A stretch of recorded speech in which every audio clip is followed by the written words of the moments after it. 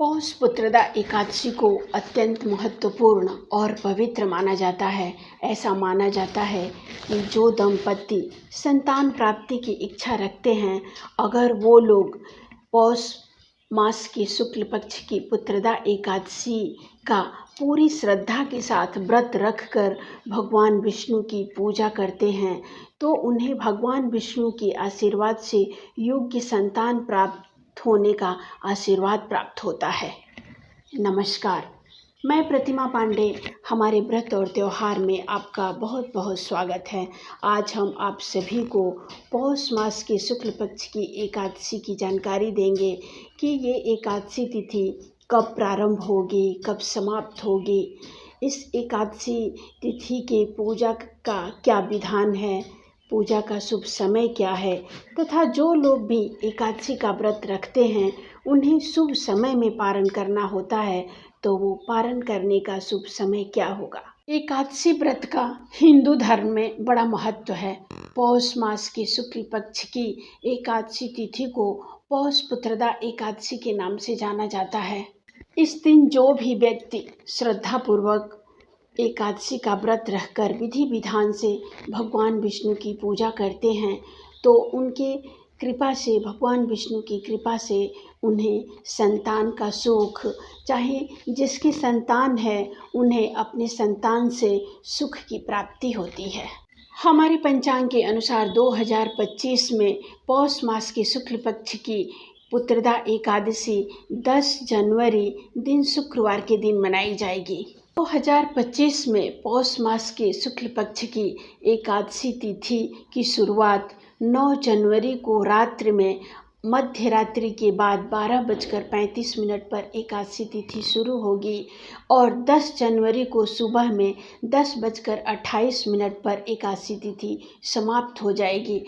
उदया तिथि और द्वादशी युक्त एकादशी होने की वजह से आप सभी लोग 10 जनवरी के दिन ही एकादशी का व्रत रखें। इस एकादशी की भी पूजा विधि सभी एकादशियों की तरह ही बिल्कुल समान है।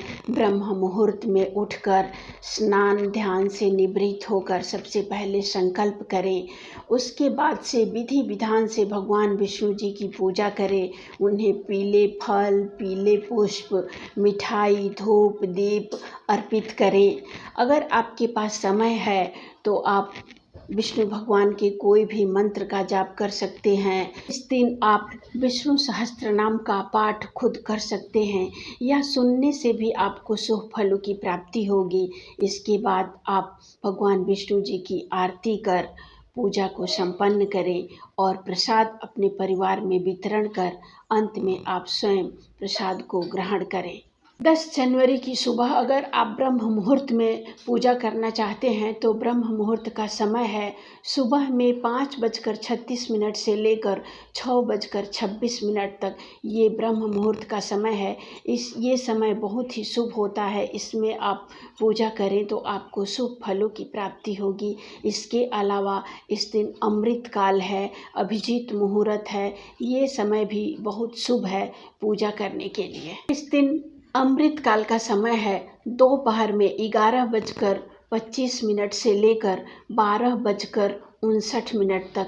ये समय अमृत काल का समय है। इसके अलावा इस दिन अभिजीत मुहूर्त है दोपहर में 12:13 से लेकर 12:56 तक। ये भी समय बहुत ही शुभ है। इस दिन राहु काल का समय है 10:30 से लेके 12 बजे तक।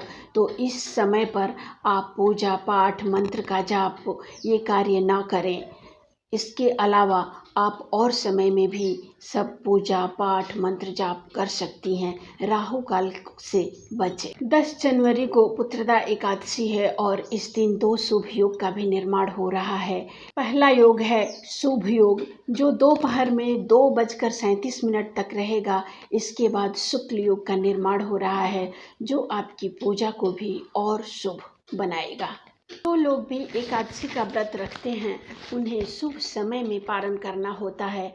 तो पारण करने का शुभ समय है 11 जनवरी को सुबह में 7:20 से लेकर 9:20 तक। इस शुभ समय में पारण कर आप व्रत को पूर्ण करें। अगली वीडियो में हम फिर एक नई जानकारी के साथ उपस्थित होंगे। नमस्कार।